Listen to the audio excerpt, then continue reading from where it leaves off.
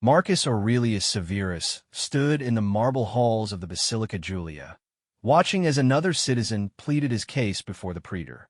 The year was 212 AD, and Emperor Caracalla had just issued his revolutionary edict, the Constitutio Antoniniana, granting citizenship to every free person within the Roman Empire's vast borders. The crowd outside celebrated this unprecedented expansion of rights, but Marcus felt a chill that had nothing to do with the Roman winter. As a senior legal advisor to the imperial court, Marcus had spent decades studying the evolution of Roman law. What others saw as liberation, he recognized as the most sophisticated system of control ever devised by human minds. The empire had discovered something remarkable. You could enslave people more effectively by convincing them they were free than by putting them in chains. The transformation had been gradual, almost imperceptible. In the early days of the Republic, Roman law was simple and direct. The 12 tables, carved in bronze around 450 BC, contained straightforward rules that any citizen could understand. If you harmed someone, you paid compensation. If you stole, you made restitution. The law belonged to the people because the people could comprehend it. But as Rome expanded, so did its legal complexity. Each conquered territory brought new customs, new disputes, new situations that demanded legal resolution. The praetors, originally simple magistrates, became creators of law through their edicts. They developed the jus gentium, the law of nations, which claimed to represent universal principles of justice, but actually served to standardize Roman control across diverse populations. Marcus remembered his teacher, the old jurist Gaius, explaining how this expansion had fundamentally altered the relationship between citizen and state. In the beginning, Gaius had said, law was a tool that citizens used to resolve their disputes. Now, law is a web that the state uses to capture its citizens. The genius of the system lay in its apparent fairness. Roman law proclaimed the equality of all citizens before the law. Omnes homines natura equales sunt. Yet this equality existed only within a framework entirely controlled by the state. Citizens had the right to trial, but only according to procedures established by imperial decree. They had the right to property, but only as defined by Roman legal concepts. They had the right to contract, but only within terms that the state would enforce. Marcus walked through the Forum Romanum, observing the daily business of the empire. Merchants negotiated contracts using standardized legal forms. Property owners registered their holdings with imperial bureaucrats. Citizens sought legal remedies through courts that operated according to imperial procedures. Every transaction, every dispute, every aspect of civil life now flowed through channels carved by Roman law. The transformation was most visible in how people thought about their relationship to authority. In tribal societies, a person's obligations were to family, clan, and immediate community, relationships they could see, touch, and influence. But Roman law created abstract obligations to the empire itself, mediated through an increasingly complex legal system that only trained professionals could navigate. The concept of patria potestas, the power of the father, exemplified this shift. Originally, this referred to the natural authority of family heads over their households.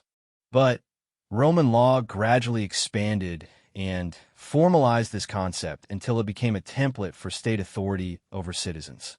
Just as the father held absolute power over his family, the emperor held absolute power over his subjects. The law made this relationship seem natural and inevitable. Marcus had studied the legal writings of Ulpian, one of the great jurists of his era, who had crystallized this transformation in a single phrase: "What pleases the prince has the force of law. Quat principi placuit leges habet vigorum." With those words, the entire pretense of law as an independent force disappeared. Law became whatever the state declared it to be.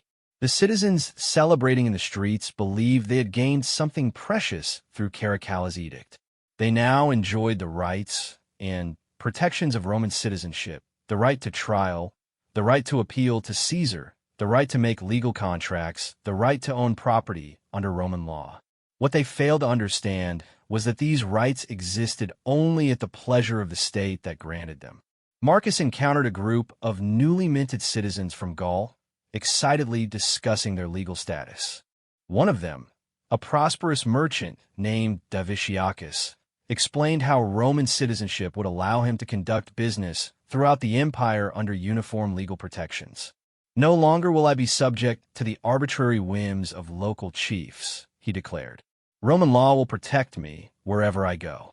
What Diviciacus failed to grasp was that he had simply exchanged subjection to local authorities for subjection to a far more powerful and distant one.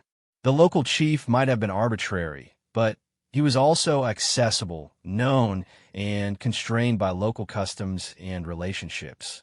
The Roman state, by contrast, operated through an impersonal legal machinery that reduced citizens to legal abstractions, subjects whose rights and obligations were defined entirely by their relationship to the state.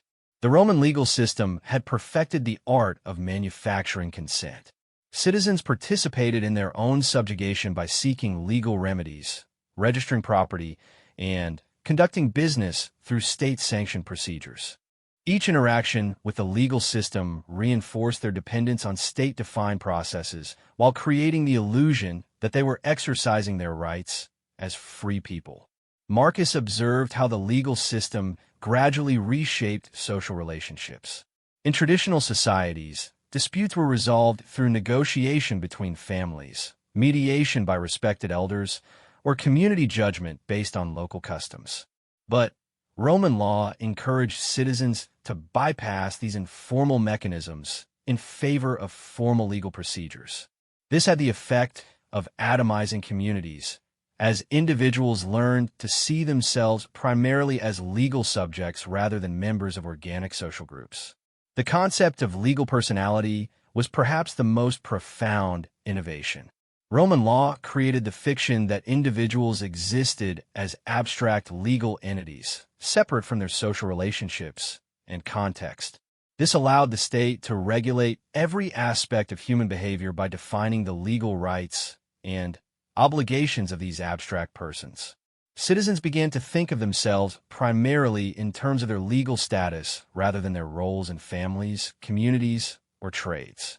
The legal system also created a new class of intermediaries, lawyers, judges, and legal scholars, who became essential for navigating the increasingly complex web of regulations and procedures.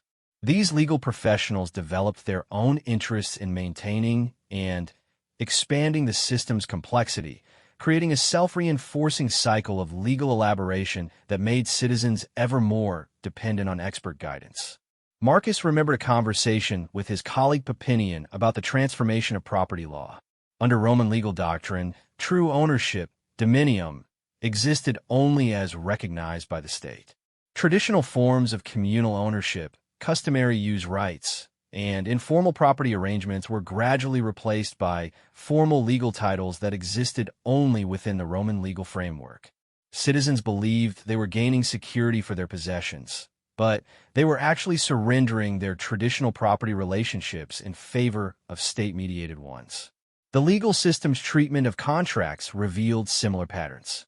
Roman contract law provided sophisticated mechanisms for enforcement, seemingly protecting the rights of parties to voluntary agreements. But these protections operated only for contracts that fit Roman legal categories and followed Roman legal procedures. Traditional forms of mutual obligation, based on kinship, reciprocity, or community membership, had no standing in Roman courts. Citizens were gradually trained to conduct their economic relationships through legal forms that made them dependent on state enforcement. Marcus witnessed the psychological transformation that accompanied these legal changes. Citizens began to internalize the state's categories and priorities as their own. They learned to think of justice in terms of legal procedures rather than moral principles. They came to see their relationships with others primarily through the lens of legal rights and obligations rather than human connection and mutual responsibility. The genius of Roman law lay in its ability to make this transformation appear voluntary and beneficial. Citizens weren't forced to use Roman legal procedures. They chose to because these procedures offered apparent advantages over traditional alternatives. Roman courts provided more predictable outcomes than tribal councils. Roman contracts offered more reliable enforcement than traditional agreements. Roman property law provided more secure titles than customary ownership. But each choice to use the Roman legal system strengthened its hold while weakening alternative forms of social organization. Citizens who initially turned to Roman law for specific advantages gradually found themselves unable to function outside its framework. Traditional institutions atrophied from disuse, leaving citizens with no choice but to accept the state's legal monopoly. Marcus understood that this process was accelerating throughout the empire. The extension of citizenship to all free persons would complete the transformation by eliminating alternative legal frameworks. Provincial peoples who had previously lived under their own customs would now be fully integrated into the Roman legal system. They would gain the rights of Roman citizenship, while losing the independence of their traditional societies. The celebration in the streets represented the final victory of the imperial project. These new citizens believed they were joining a community of equals under law, but they were actually becoming subjects of a system that defined their very existence in terms of their relationship to the state. Their freedom existed only within categories created by imperial power and could be withdrawn by the same authority that granted it. Marcus reflected on how this transformation would echo through history.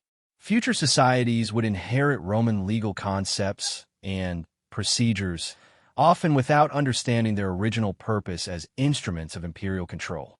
They would build their own systems of government and law on Roman foundations, perpetuating the illusion that legal rights represented genuine freedom rather than sophisticated subjugation. The concept of citizenship itself, which Romans had elevated to an art form, would become the template for modern political organization. Future peoples would believe that legal recognition by the state represented the highest form of human dignity, not realizing that this recognition came at the cost of surrendering their natural autonomy to political authority. Marcus saw how Roman legal concepts would eventually spread far beyond the empire's borders. The idea that law should be universal and systematic rather than local and customary would reshape human societies across the globe. The notion that individuals existed primarily as legal subjects, rather than members of organic communities, will become so deeply embedded in human consciousness that people would struggle to imagine alternatives. The Roman model would teach rulers throughout history that the most effective form of control was not physical force, but legal structure. By creating elaborate systems of rights and procedures, states could secure willing obedience from their subjects while maintaining the appearance of justice and freedom. Citizens would police themselves according to legal norms, believing they were exercising their rights when they were actually fulfilling their obligations as subjects. Marcus understood that the Roman achievement was not just the creation of a legal system, but the creation of a new type of human being, the legal subject who understood their existence primarily in terms of their relationship to state authority. This represented a fundamental departure from traditional forms of human organization based on kinship, locality, and voluntary association. The transformation was so profound that even those who recognized its nature found it nearly impossible to resist. Marcus himself, despite his understanding of the system's true purpose, remained embedded within it. His livelihood, his social status, and his very identity were tied to the Roman legal framework. He could critique the system, but could not escape it. As Marcus returned to the Basilica Julia, he watched the praetor render judgment in the case he had observed earlier. The citizen who had brought the case seemed satisfied with the outcome, grateful that Roman law had provided a forum for resolution of his dispute. He departed believing that justice had been served and his rights protected. What the citizen failed to understand was that his satisfaction depended entirely on accepting the framework that the state had established for defining justice and rights. He had no way to compare this outcome with what might have happened under alternative forms of dispute resolution because those alternatives have been systematically eliminated or marginalized by Roman legal dominance. The praetor who rendered the judgment was himself trapped within the system. Though he wielded considerable power within his jurisdiction, this power existed only by virtue of his position within the imperial hierarchy. His authority to interpret and apply law derived from the same source as the citizens' rights, the will of the emperor as expressed through the Roman legal system. Marcus recognized that this dynamic would prove remarkably durable. Future legal systems would inherit not just Roman legal concepts, but the fundamental structure of relationships that made citizens dependent on state-defined processes for resolving their disputes and organizing their affairs. The idea that there could be justice outside the state's legal framework will become almost literally unthinkable. The Roman innovation was to make this dependence appear voluntary and beneficial.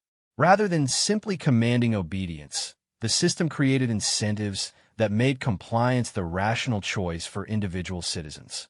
But these incentives existed only within a framework that the state itself had created and maintained. Citizens were free to choose, but only among options that served the state's interests.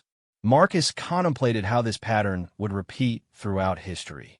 Each society that built upon Roman legal foundations would face the same essential dynamic: the gradual replacement of organic social relationships with state-mediated ones, the transformation of natural communities into collections of legal subjects, and the creation of dependence disguised as freedom. The process would often be gradual and incremental, making it difficult for citizens to recognize what was happening. Each expansion of legal rights would seem like progress, even as it further embedded citizens within state-controlled frameworks.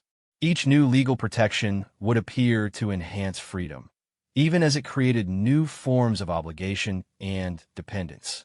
Future reformers and revolutionaries would often fail to grasp the fundamental nature of the problem.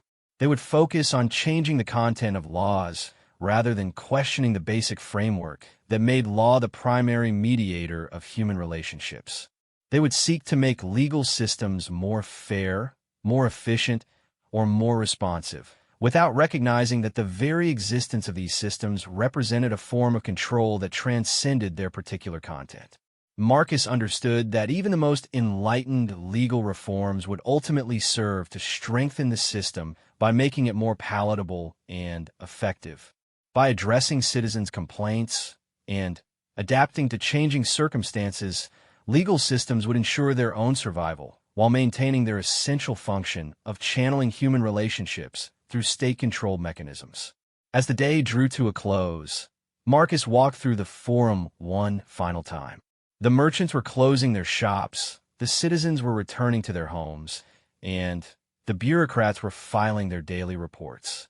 All of this activity took place within a legal framework so comprehensive and pervasive that it had become invisible to those who lived within it. The Roman achievement was complete. The empire had created a form of control so sophisticated that its subjects experienced it as freedom.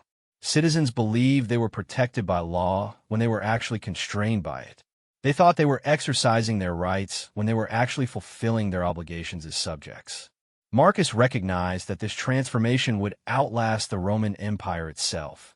The legal concepts, procedures, and frameworks developed in Rome would spread throughout the world, carried by conquest, trade, and cultural influence. Future societies would adopt these frameworks, believing they were tools of justice and freedom, not recognizing their origins as instruments of imperial control. The illusion of freedom through law would become one of humanity's most enduring and effective forms of political organization. Citizens would participate enthusiastically in their own subjugation, grateful for the rights and protections that their legal systems provided, unaware that these same systems were the mechanisms through which their natural autonomy had been surrendered to political authority. The crowd had long since dispersed, the celebrations had ended, and the Forum had fallen silent. But The transformation that Marcus had witnessed would continue its inexorable spread, reshaping human societies according to the Roman template of legal control disguised as civil liberty. The greatest empire in history had discovered the ultimate secret of political power, that the most effective chains were those that citizens believed to be their protection. In the gathering dusk, Marcus understood that he had witnessed not just the expansion of Roman citizenship, but the birth of a new form of human existence in which freedom and slavery had become indistinguishable, and in which citizens would spend centuries celebrating their legal rights while remaining unconscious of their political bondage. The Roman law had indeed created slaves of the state, but slaves who believed themselves to be free. The mechanisms of this enslavement would prove far more durable than the empire itself. As Marcus made his way home through the darkened streets, he contemplated how Roman legal principles were already spreading beyond the empire's borders through trade, diplomacy, and cultural exchange. Barbarian chiefs who negotiated with Rome learned to think in terms of legal treaties rather than personal honor. Merchants from distant lands adapted Roman commercial practices to gain access to imperial markets. Provincial intellectuals studied Roman jurisprudence as the pinnacle of civilized thought. Each contact point became a vector for transmission of the Roman legal virus. The concepts seemed beneficial. Indeed, they often were beneficial in immediate practical terms. Roman law offered solutions to complex problems of governance, commerce, and social organization that tribal and local systems could not match. But these solutions came with hidden costs that would only become apparent generations later, when traditional alternatives had withered away completely. Marcus had studied the writings of legal scholars from across the empire, documenting how local legal traditions gradually gave way to Roman frameworks. In Gaul, ancient Celtic legal customs based on druidical wisdom and clan relationships were being replaced by Roman procedures administered by imperial magistrates. In Egypt, millennia-old systems of pharaonic law were yielding to Roman civil administration. In Britain, tribal justice based on community consensus was being supplanted by Roman forensic procedures. The pattern was always the same. Roman law was introduced as an option alongside traditional systems, offering superior enforcement mechanisms and access to imperial resources. Gradually, those who wished to participate in the expanding economy and political system found it necessary to adopt Roman legal forms. Traditional legal authorities lost influence as their jurisdiction shrank and their resources dwindled. Eventually, Roman law became not just the superior option, but the only viable option. The psychological transformation that accompanied this legal colonization was perhaps even more significant than the institutional changes. Marcus had observed how people's fundamental conception of justice shifted as they became accustomed to Roman legal procedures. Where their ancestors had understood justice as the restoration of harmony within the community, Romans thought of justice as the application of universal legal principles by authorized officials. Where traditional societies emphasized reconciliation and compensation, Roman law emphasized punishment and deterrence. This shift reflected a deeper change in how people understood their relationships with one another and with authority. Traditional justice systems were based on the assumption that disputes arose within ongoing relationships that needed to be preserved and restored. Roman legal procedures, by contrast, treated disputes as conflicts between abstract legal entities whose rights and obligations were defined by their relationship to the state rather than to each other. Marcus recalled a conversation with a British tribal leader who had come to Rome to study imperial administration. The Briton had struggled to understand how Roman judges could render decisions about people they had never met, based on laws created by legislators who had never visited their communities. "How can strangers decide what is just for our people?" he had asked. Marcus had tried to explain that Roman law was universal, based on reason rather than custom, but the Briton remained unconvinced. "Your law may be reasonable," he had replied, "but it is not ours." That conversation had troubled Marcus because he recognized the truth in the Briton's observation. Roman law was indeed universal, but its universality was imposed rather than discovered. It represented not the distillation of human wisdom about justice, but the systematization of Roman preferences and prejudices into a form that could be administered by imperial bureaucrats across diverse populations. The genius of the system lay in its ability to present this imposition as liberation. Citizens throughout the empire were told that Roman law freed them from the arbitrary tyranny of local customs and traditional authorities.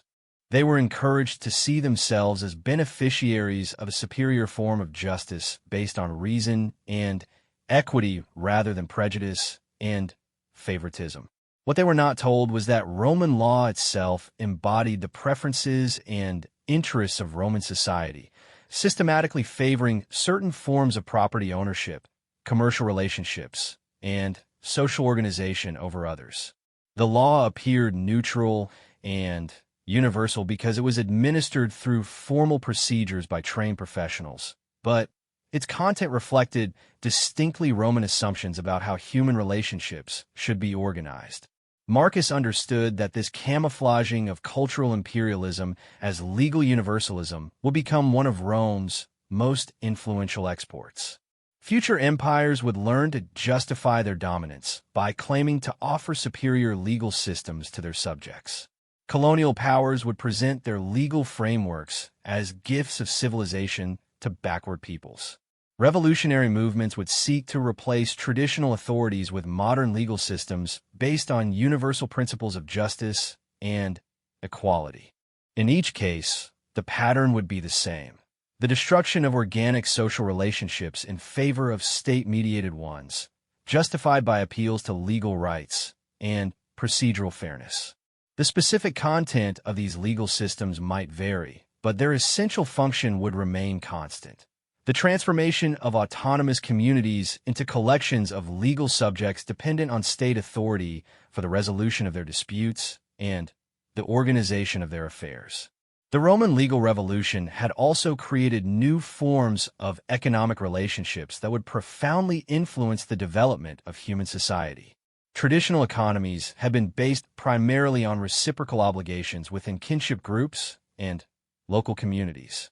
Roman law systematized these relationships into abstract legal categories: contracts, property rights, corporate entities that could be standardized across the empire and administered by imperial bureaucrats.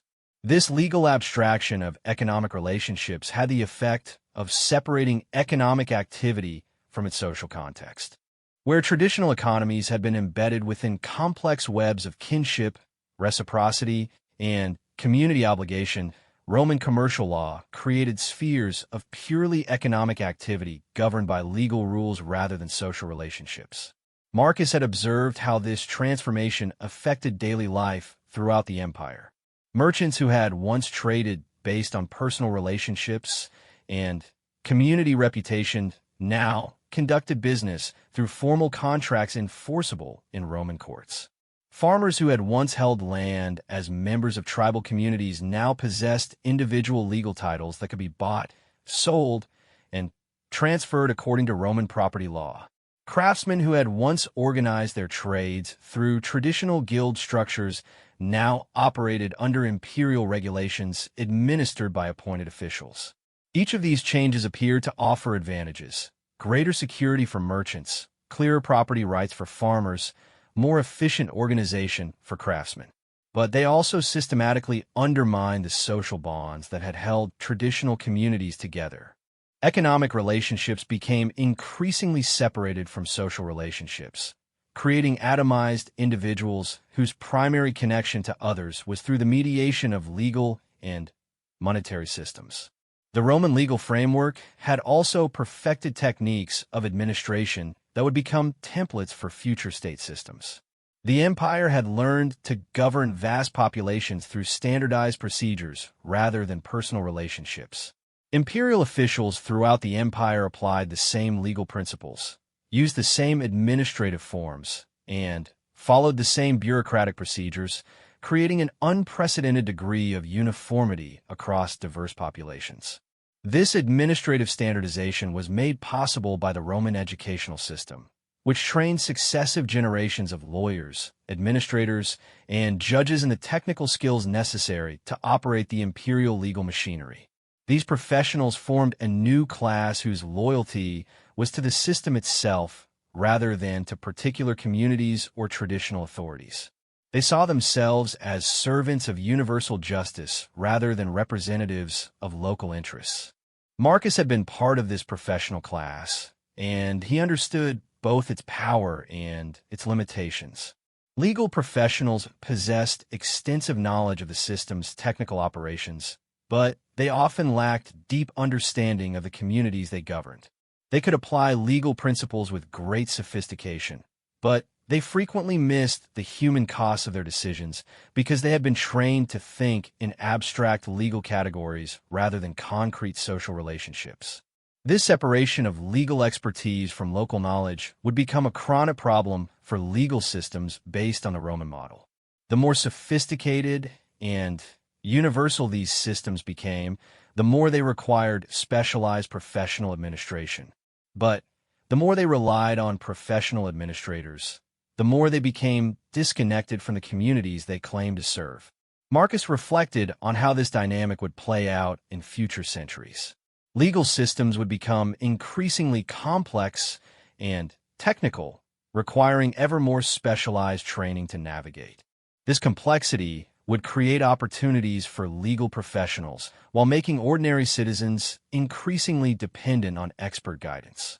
The law would become simultaneously more powerful and more alienating, offering greater theoretical protections while becoming less accessible to those it purported to serve. The Roman experience had also demonstrated how legal rights could be used to justify and disguise the exercise of arbitrary power. The empire had learned to present its dominance as the rule of law rather than the rule of force.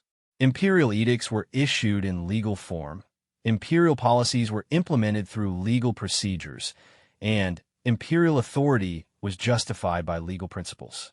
This legalization of power had the effect of making resistance more difficult and less legitimate.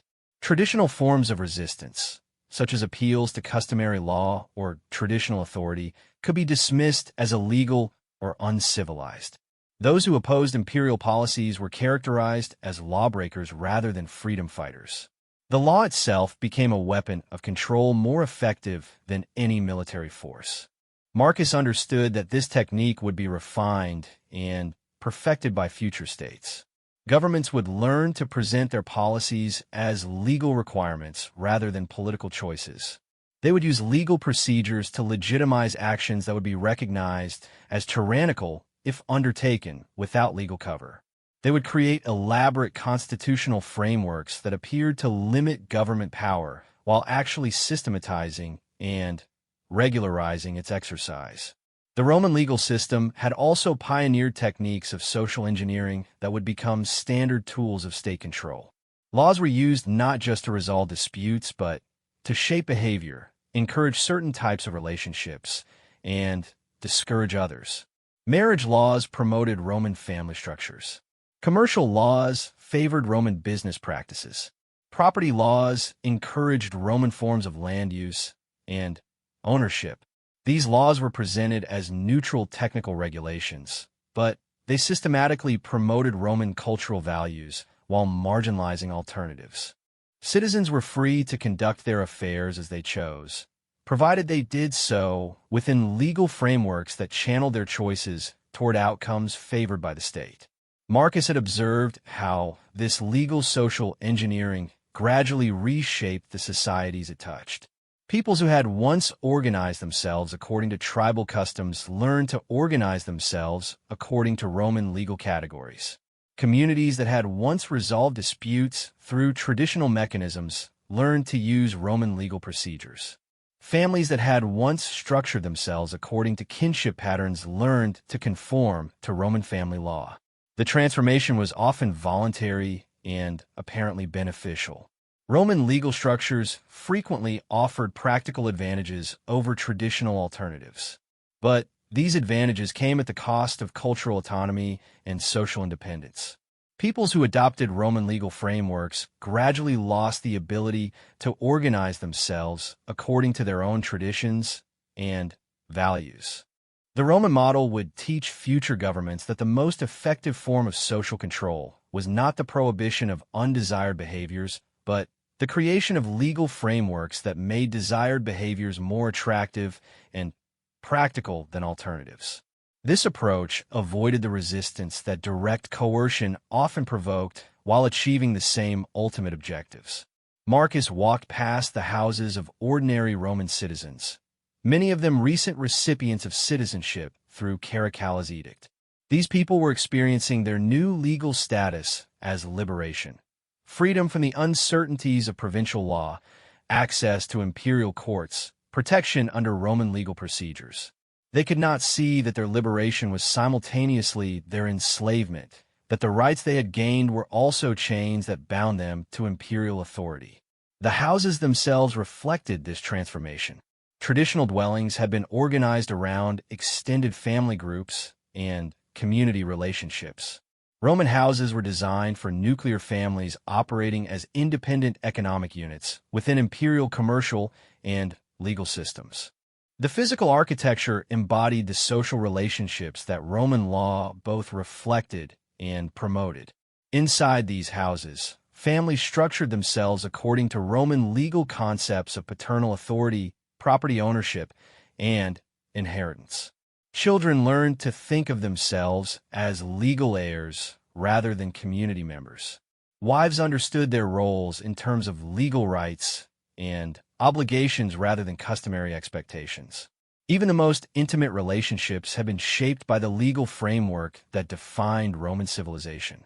Marcus understood that this colonization of private life would be among Rome's most enduring legacies. Future legal systems would penetrate even deeper into personal relationships, regulating not just public behavior, but private arrangements between family members, business partners, and intimate companions. The state would gradually assume authority over relationships that had previously been governed by custom, religion, or personal choice. The Roman achievement in creating legal subjects rather than citizens would prove remarkably adaptable to different political systems and cultural contexts. Whether under emperors, kings, republics, or democracies, the essential dynamic would remain the same: the gradual replacement of organic social relationships with state-mediated legal ones. Democratic systems would perfect this technique by allowing citizens to participate in creating the legal frameworks that controlled them. Citizens would vote for representatives who wrote the laws that regulated their behavior. They would serve on juries that applied legal standards to their neighbors. They would participate in legal procedures that resolved their disputes. Through this participation, they would become deeply invested in maintaining the very system that constrained their autonomy. Marcus recognized that democratic participation would make the Roman model even more effective by creating the appearance of self-governance, while maintaining the essential structure of state control through law. Citizens would believe they were ruling themselves when they were actually administering their own subjugation through democratic legal processes.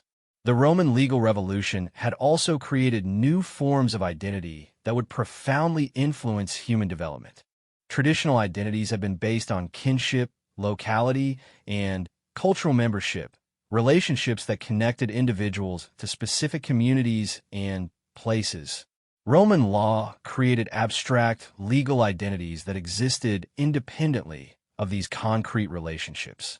A Roman citizen possessed legal standing throughout the empire regardless of where they traveled or with whom they interacted. This legal identity provided certain advantages: access to imperial courts, protection under Roman law, participation in imperial commerce. But it also disconnected individuals from the particular communities that had previously defined their place in the world. Marcus had observed how this abstraction of identity created both opportunities and problems for individuals throughout the empire. Citizens gained access to broader networks and possibilities, but they often lost the deep sense of belonging and purpose that came from embedded community membership. They could travel and trade throughout the empire, but they often felt rootless and disconnected from the places they visited or inhabited. This tension between abstract legal identity and concrete community membership would become a chronic feature of societies based on the Roman model. Legal citizenship would provide formal equality and theoretical freedom, while often failing to provide the deeper forms of meaning and connection that humans require for psychological well-being. Future societies would struggle with this problem in various ways. Some would try to recreate community bonds through voluntary associations, religious organizations, or ethnic solidarity. Others would attempt to invest legal citizenship with emotional and spiritual significance, creating civic religions around national identity or democratic participation. But none would fully resolve the fundamental tension between abstract legal equality and concrete human community that the Roman system had created.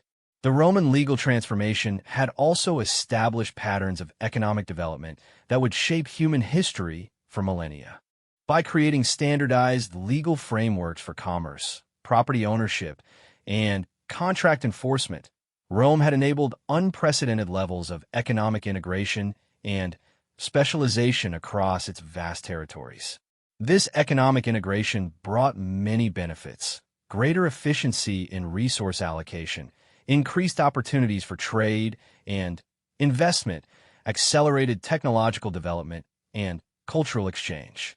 But it also created new forms of dependency and vulnerability. Local communities that had once been largely self-sufficient became dependent on imperial trade networks for essential goods and services. Marcus had witnessed how this economic integration made rebellion against Roman authority increasingly impractical. Provinces that attempted to break away from the empire quickly discovered that they could not maintain their standard of living without access to imperial markets and trade networks. Economic dependency became a more effective means of control than military occupation. This pattern would be repeated throughout history as societies based on Roman legal frameworks created increasingly complex and integrated economic systems.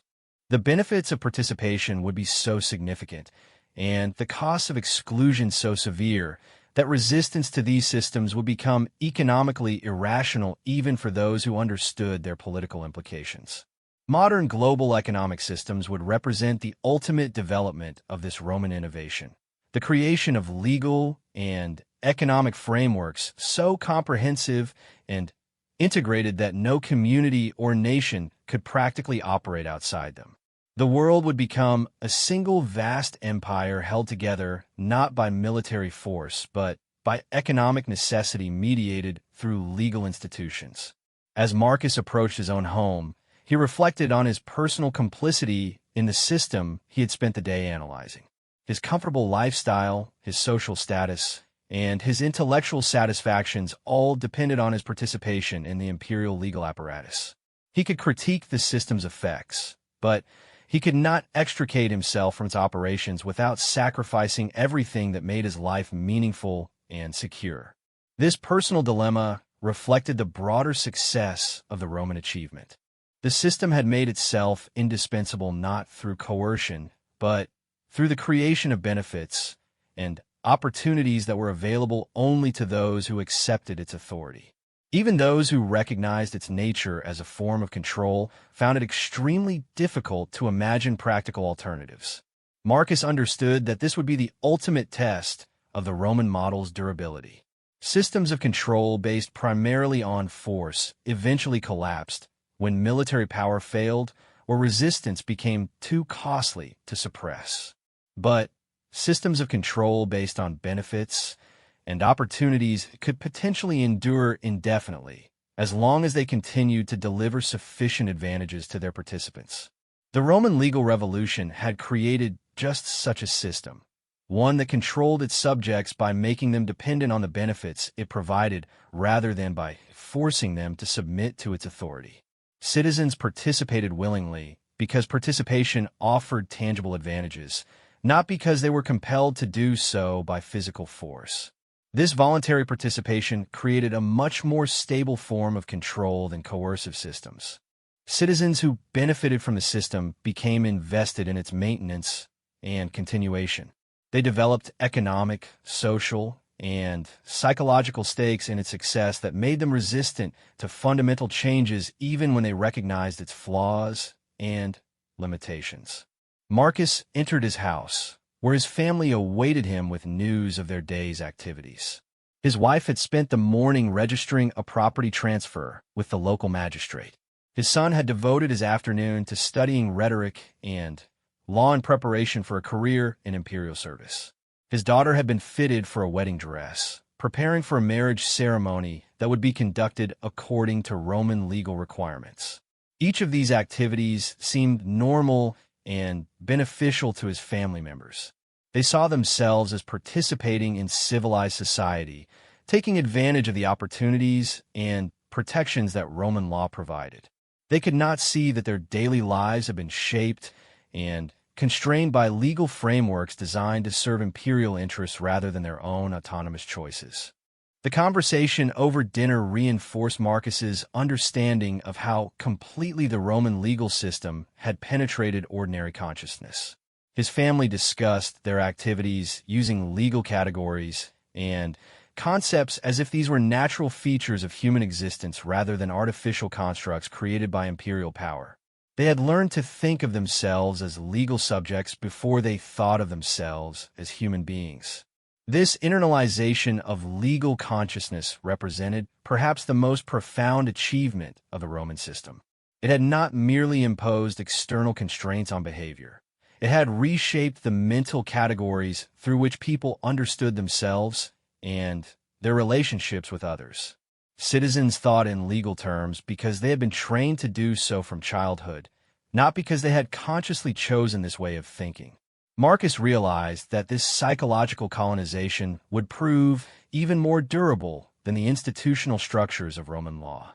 Future societies might modify or replace specific legal procedures, but they would continue to organize human consciousness according to the basic pattern that Rome had established: the primacy of abstract legal relationships over concrete social ones, the authority of universal principles over local customs, and the mediation of human relationships through state-controlled institutions. As his family retired for the evening, Marcus remained awake, contemplating the full implications of what he had observed. The Roman legal revolution was not simply a matter of administrative efficiency or political organization. It represented a fundamental transformation in the human condition, the replacement of natural social relationships with artificial legal ones, the substitution of state authority for community autonomy, and the creation of abstract individual subjects in place of embedded community members. This transformation had been accomplished not through conquest alone, but through the creation of systems that made themselves indispensable to those they controlled. Citizens submitted to Roman authority because Roman institutions provided benefits they could not obtain elsewhere, not because they were forced to do so by imperial armies. The model was so successful that it would spread throughout the world, adapted and refined by successive civilizations, but always maintaining its essential character. Peoples who had never been conquered by Rome would voluntarily adopt Roman legal principles because these principles offered solutions to problems of governance, commerce, and social organization that other approaches could not match. Marcus understood that he was witnessing not just the expansion of Roman citizenship, but the birth of a new form of human social organization that would eventually encompass the entire world. The Roman legal framework would provide the template for all future attempts at universal governance, from religious institutions to commercial empires to international organizations. Each of these institutions would face the same basic challenge that Rome had solved: how to govern diverse populations across vast territories without the constant application of military force. Each would discover that the Roman solution, the creation of abstract legal relationships that replaced particular social ones, remained the most effective approach to this challenge. The success of this model would ultimately depend not on its justice or efficiency, but on its ability to create benefits for its participants that outweighed its costs. As long as citizens could improve their material conditions and social opportunities by accepting legal subjection to state authority, the system would continue to expand and evolve. But Marcus also understood that this success contained the seeds of its own potential destruction. A system based on benefits rather than force was vulnerable to changes in circumstances that made its benefits less attractive or its costs more apparent. Economic disruption, cultural change, or technological development could potentially create opportunities for alternative forms of social organization to emerge and compete. The Roman Empire itself would eventually collapse, though its legal innovations would survive and spread. Future empires built on Roman foundations would face similar challenges. The need to continue providing benefits that justified their authority while adapting to changing circumstances that threatened their stability. Marcus went to sleep knowing that he had lived through one of the pivotal moments in human history, the perfection of techniques of control that would shape human societies for thousands of years to come. The crowds that had celebrated in the Forum that day had witnessed their own transformation from free peoples into legal subjects, though they had understood it as liberation rather than enslavement. The Roman achievement would endure not because it was just or beneficial, but because it was effective. It had solved the fundamental problem of political organization, how to secure voluntary compliance from large populations, in a way that could be adapted to almost any cultural or technological context. Marcus's last thought before sleep was a recognition that even his own analysis of the system was, in a sense, a product of the system itself. He had learned to think about law and politics using categories and concepts that Roman legal education had provided. His very ability to critique the system demonstrated how thoroughly it had shaped his intellectual framework. This final irony completed the Roman achievement. The system had become so comprehensive that even its most sophisticated critics could not entirely escape its influence. It had created the mental tools through which people understood politics and law, ensuring that even opposition to its authority would be expressed in terms that ultimately reinforced its basic assumptions about the relationship between individuals and the state.